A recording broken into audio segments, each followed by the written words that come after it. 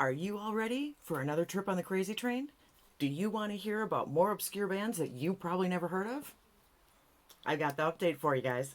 Before I get into it, please consider doing all of the things. You know I'm going to have it listed on the screen. So this is my July update for musical panning. This is a project that was created by the utterly lovely Mari from Patriot Makeup. You know she's linked below. So what Mari did is she came up with 3 songs from each decade from the 40s through the 2020s, put prompts to them all, and let us have at it. She decided that she was going to do this as a rolling style project. We could do monthly, bi-monthly, even quarterly updates if we got behind. Which, there's a few things that I've been behind on, so I respect that quite a bit. Basically, this is running from January 2nd of this year to January 3rd of 2023. Use the hashtag musical panning. And what else do we need to know? Rolling style. Yeah, oh, and let her know. If you're going to jump in, I realize that it's halfway through, but if you're going to jump in, go over and let her know, because she's keeping track of all of us. I don't know how anybody keeps track of all of us. I can't keep track of myself. So, anyway, before we get into the actual project, I do have a clarification. This is the second time today I'm filming this video. I am so technologically challenged that I filmed this video and Monday's video, went and got Monday's video all taken care of, got it all ready to go. So on Monday, you've got a video that is actually a one take and done for me. And had so many problems with this one and with every piece of technology I own that I decided to basically stop using the GoPro, delete the program that I had on my phone, and just go back to my phone for this video, because honestly I had used up all my storage. My computer is so outdated. My Windows isn't new enough. It's a hot mess. So we're back to the cell phone for this video. I know it must drive you guys nuts with me jumping back and forth with the way that I do these things, so I do appreciate y'all bearing with me on all of this stuff. This is why I'm the crazy train. Okay, so what I did with Mari's project was make it my own, in the sense that I decided to take items and fit them into multiple prompts at a time. So I do have a couple things that are from her list, but because of my twist, I've actually completed her list, and she said that once we did that, we were allowed to bring in an item for each decade on our own. We could pick our own song and put a prompt to it for each decade.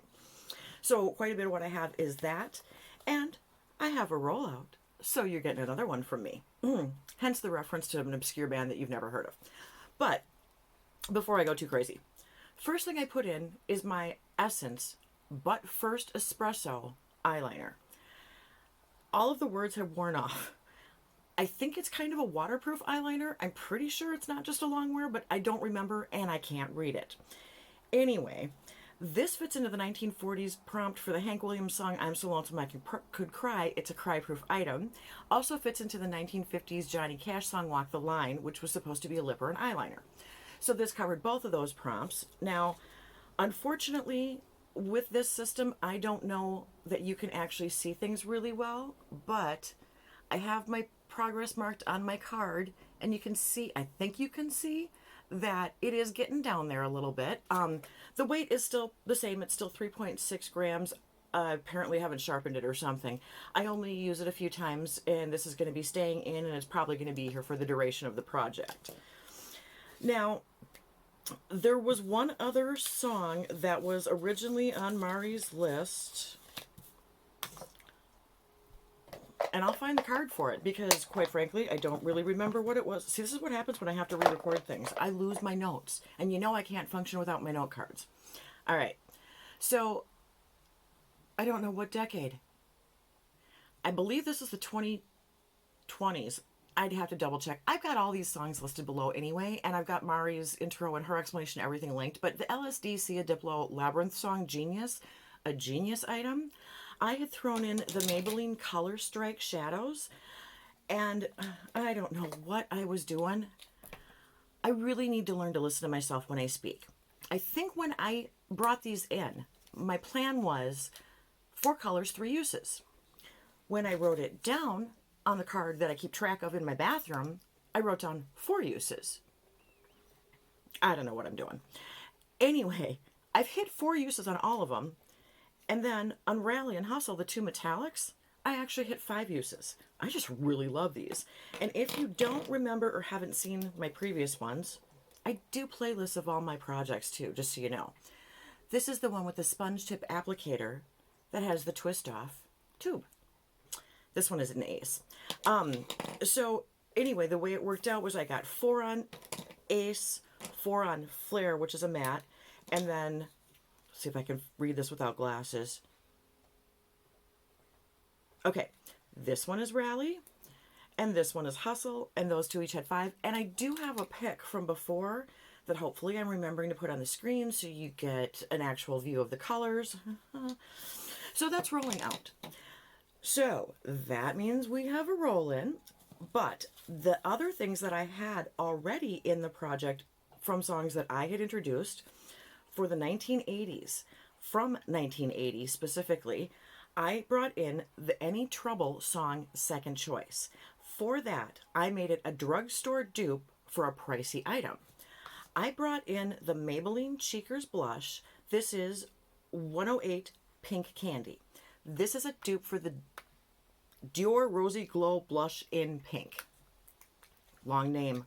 Color name is short, but the rest of it's long. I think you can tell this is just a nice bright pink. I've got it on. Anyway, I also have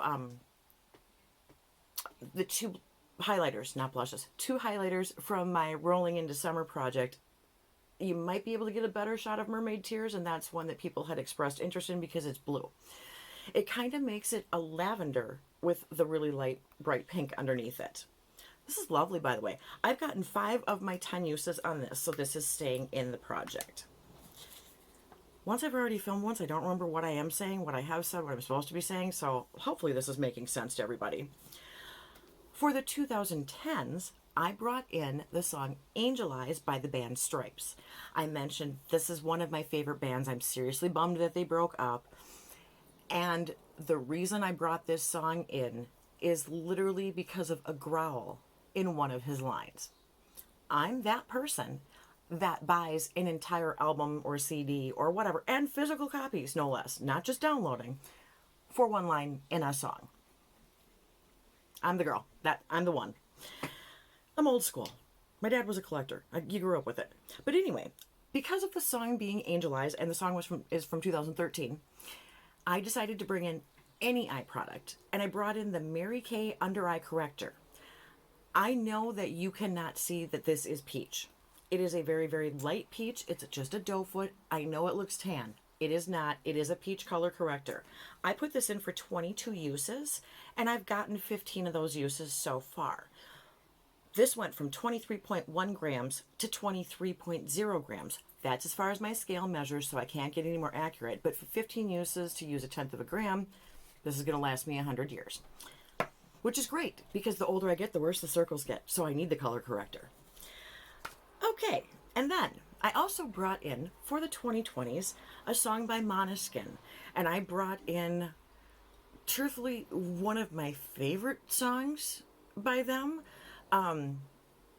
Musically, the musicianship is just beyond belief. And to me, Damiano's voice is just decadent in a lot of ways. I absolutely love this band. I brought in the song For Your Love. This is a 2021 release. And for that, I decided it should be any product that you love. I had gotten this Galactic Rose Oil Petal Gloss. That name just for some reason doesn't want to come out in the right order for me. I love lip oils. I am always dry. I always need hydration. So this was completely full to the cap, and this is where we are now. And when you take out the tiny little doe foot, nothing too impressive there. Come on. Usually I can get the air bubble to go down. Well, as you can see, as it's kind of going down, I have gotten through quite a bit of the product. But this is still probably going to last me a couple more months. I keep this on the table right next to my chair in the living room where we watch TV. So it's not something that's at hand constantly, but it's getting quite a bit of use. So that went from 14.5 grams to 13.6 grams. Okay, so now for more crazy obscure music. I decided for this round, I was going to bring in, for the 2000s, the band called the 925s. The album is Time to Wake Up. It was in 2008, it was released. The song I picked is You're So Pretty. And I realize that sounds superficial, but A, it's a catchy song. I really like it. But the other thing about this song is there's a line in this song where he talks about, I'm supposed to leave, I'm supposed to go, I should be 1,000 miles away, but I can't leave because you're so pretty. Is there any way you could just pack your things and come? And to me, that part I actually kind of liked. Not the, I can't go because you're so pretty. I mean, it works for the song, but hopefully no one actually feels that way, that there's more to a relationship than just looks. But I love the romanticism of the, I don't want to leave without you. Can you just pack your things and come with me? So I decided it should be an item that you'd grab for a spur of the moment getaway. Seemed to kind of go with it. I grabbed my NARS lipstick. This is one of my older ones, because of course it is. All my NARS stuff is old. I did put it on the back of my card with my oh so lovely drawing without, I ended up getting lipstick on the end of the pen. You know I'm no good at this. So you can see the plastic. You can see where it is.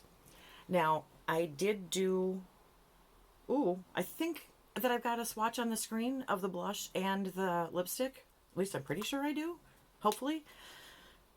Anyway, my goal for that is to finish it, and the name of that shade is called Damage. Now, as for the 925s, I don't know if they're together.